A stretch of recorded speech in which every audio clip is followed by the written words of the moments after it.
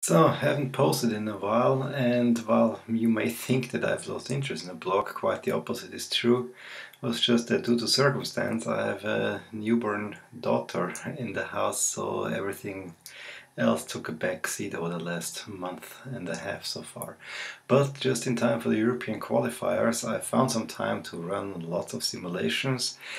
Didn't quite find the time to summarize them in dedicated posts, so I want to make this an overall post of all the changes that occurred starting at the beginning of September until now, after we had 6 days of European qualifier play.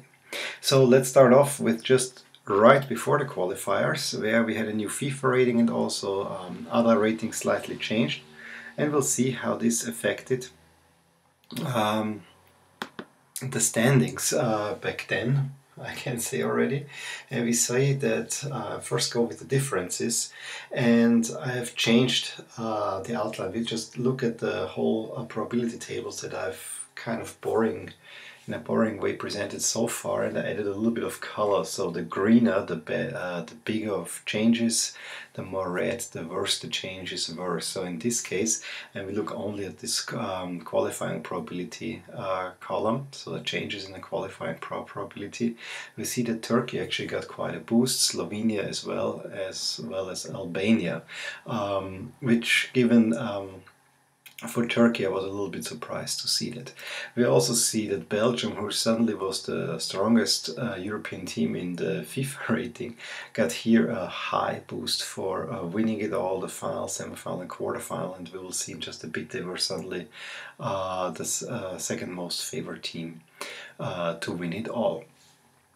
Who were the losers of that particular rating? We already see Slovakia, but not necessarily for the qualifying.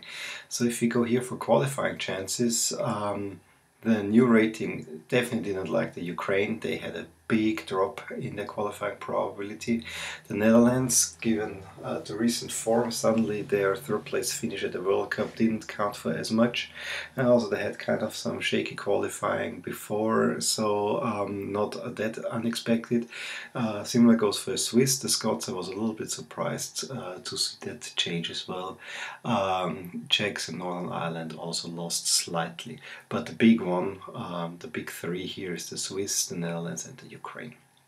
That leaves us with the following standings, and this is now September the 3rd, just before the games. So on September 3rd there were already the first set of games, namely with the Netherlands playing against Iceland. I think that was the biggest game that evening.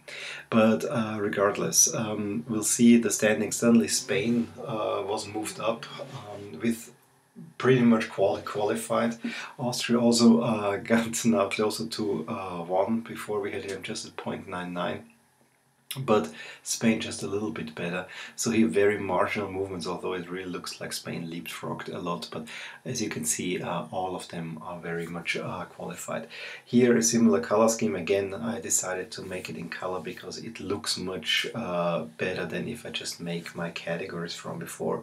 The greener, the better, meaning the closer to 1. So if it's very green, it's qualified. If it's bold, you are in. This is by simulation. You are statistically qualified. There was no single simulation run where either you qualified or you did not qualify. So if it's the bold 1, this means there was not a single simulation where you did not qualify. If you have a bold 0, which we'll see at the bottom, there were no single simulation runs where you qualified or any of the other outcomes down here. Okay, let's go to the top again. And we'll see not too many overall changes. I actually don't think anyway. Yeah, Ukraine dropped out and Slovenia got in. The Swiss lost spots, Romania suddenly lost also some spots, and of course the Netherlands even went further 2 spots down, which already seemed like, there was danger, but I think the Dutch were quite hopeful before those 2 game days, because they could mean everything to them at that point. And we'll see just in a bit, most of you know how it ended. We'll see just in a bit how that panned out. So except for the field of 24, and I actually marked them here in green, so this is the projected field based on those simulations. We also see here the next outcomes, and we see that those that have very bright bars, those are the big favorites. That's of course Germany, and now Belgium is a huge, also a huge second favorite. Look at France and Spain and even England; they are much less prominent than the others. Also, the Dutch still had a very strong rating, so although they are not doing very well here in qualification, probably if they qualified at that point, this was still quite a possibility. They were expected to go far, so that's why they're kind of going further down here. Well, then the first set of games was played, and you all know that the big one was, of course, that the Dutch lost to Iceland at home. We also had Scotland messing things up. We had Norway making a big win at Bulgaria, kind of eliminating Bulgaria. And we also had the big Sweden-Russia matchup, where it went all to Russia, which they actually won against Sweden. And Sweden, who looked here still somewhat comfortable to qualify, suddenly got into trouble.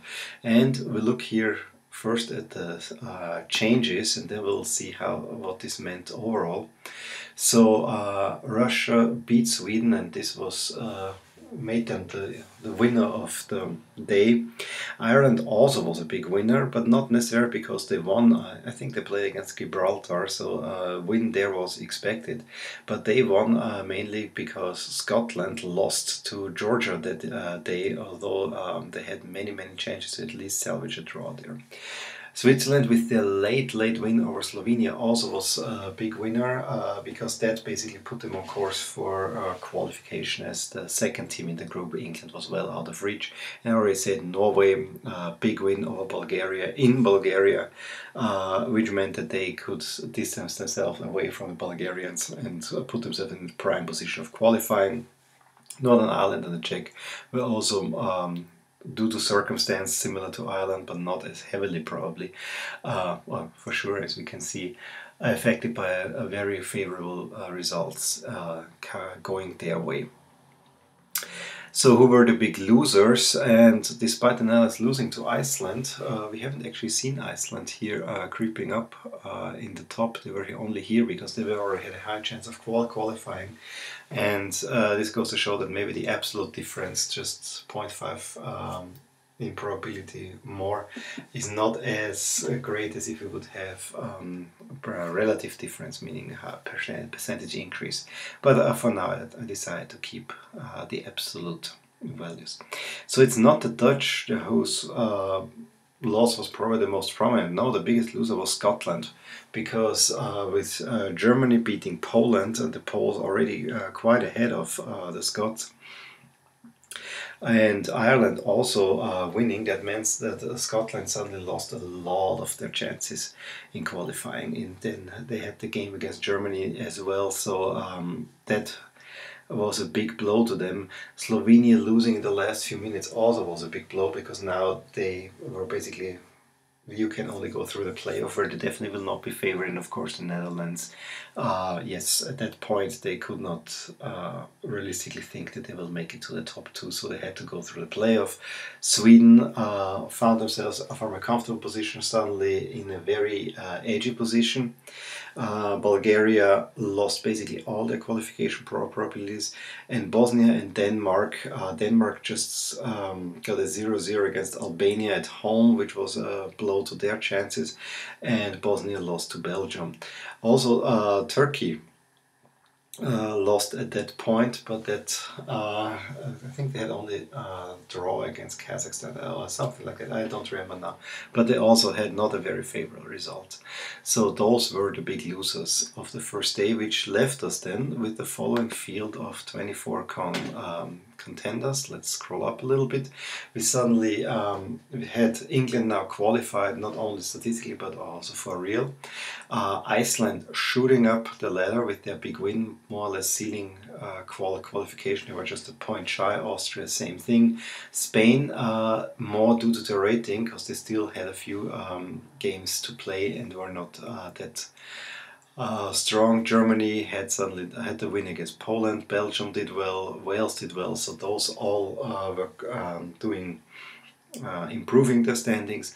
Slovakia lost since they lost to Spain, so did not cost them much because it was kind of specky, but they lost at least in the ranking here.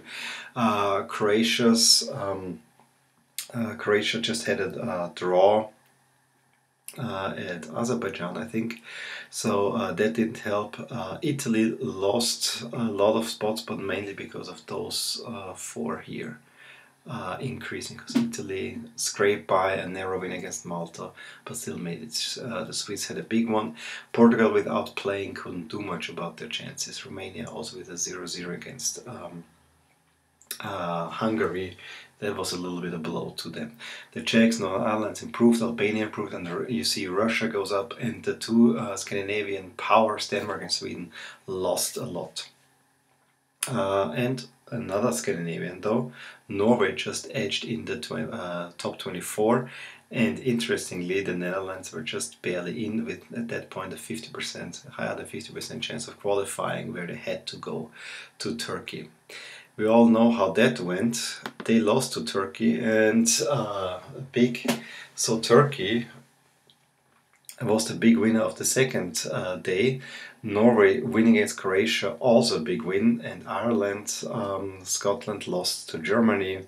Ireland won comfortably against Gibraltar. So, no, not Gibraltar, against Georgia. So that meant Ireland was in a great shape. Russia had a win against Liechtenstein, and paired with the heavy loss of Sweden against Austria, great game of my Austrians, meant that Russia is now actually quite safe, which we couldn't think about just a week ago or maybe 2 weeks ago. Northern Ireland looks very good now. The Czechs qualified, so they were also among the big winners. Also Ukraine now, they didn't do much in qualification chances, but at least in the terms of playoff spots. Same goes for Slovenia, Ireland, and Turkey, who look very well placed for a playoff spot. Big losers. Now the Dutch lost. Big time. They went from 50% to just above 20%. Sweden lost big time, but Sweden still is in a good shape of qualifying. Scotland, things look dire. 2 losses in a row, with the opposition picking up plenty of points. That will be a hard way to claw themselves back. Denmark, another 0-0 only against Armenia, so no goals scored in 2 games. Must be a big disappointment. I don't want to count much for Estonia, and Hungary lost very late, lost a victory. So they made it many managed to draw against Northern Ireland in the last minute. Hungary lost also. Croatia, I still would count among the losers here, although it has to be said that Croatia still looks very comfortable in qualifying. So this means that the current set of 24 qualified nations, and we'll see that now, we have 6 nations fixed qualifiers, 5 of them mathematically, and Portugal is statistically qualified. So those are now fixed there. We have Spain is only a point away, so more or less qualified, especially since they have a game against Luxembourg in their hands. Similar goes for Germany. We have and Belgium. So although there's quite some changes, I wouldn't take those changes too serious. Croatia is a big loser in the sense that they were much more secure just a week ago. Now, with having only managed to draw in Azerbaijan and not winning against Norway, their qualification looks a little bit shaky, and fortunately they only have easy opponents, so they still might just scrape through. Sweden lost quite some. Slovenia is now among the 24 again. Ukraine just barely on the outside. And of course, we are looking, where are the Dutch? The Dutch is now sitting in 29th with just a quarter chance of qualifying, bigger and a smaller chance than Israel, Turkey, who basically came back from the dead, more or less, and Ireland, Ukraine, Slovenia, all are in this group where, yeah, in the playoffs they might not be necessarily favored, but if there's a good draw, they can make it through. Sweden might be a favored nation, but having seen them play now in 2 games, Sweden looks also very much in danger, not as much as the Dutch though. Bosnia is still hanging in there. Scotland, it looks very, very dire already, and the rest is just already disqualified, cannot qualify anymore. So let's have a quick look at the projected standings. Group A, we have 2 teams qualified, Iceland and the Czech Republic, with Turkey and the Netherlands going for the playoff spots, with Turkey in the driver's seat. Latvia and Kazakhstan are eliminated. Group B is no one is yet statistically or mathematically qualified, but Belgium and Wales are very much leaving only Israel and Bosnia fighting for the playoff spots. Cyprus has still a chance, which I was surprised, but it's still possible. Group C, 3 teams already out, so it's only Spain, Slovakia and Ukraine, with the first 2 very likely qualifying. Ukraine had the chance of winning against Slovakia, which would have put them back in contention for direct qualification, but this way Ukraine will have the playoff spot, with Spain and Slovakia making the direct qualifiers. Let's look at Group D. Group D is a little bit more open, seemingly, but Scotland has a very thin chance of qualifying. Germany is more or less through. Poland also looks very, very, very strong. Ireland will probably make the 3rd place playoff. Scotland really has an uphill battle now. I think they really need to win out and hope also for some results going their way. Group E also more or less decided. Yes, Estonia and Lithuania have very small chances, but it will be England and Switzerland as the direct qualifier. Slovenia is going to the playoffs. Group F, probably the most open group. Finland suddenly being still in, and actually if they can manage some upsets they could still make it. Still, Romania looks strong. Northern Ireland will probably scrape the point they need.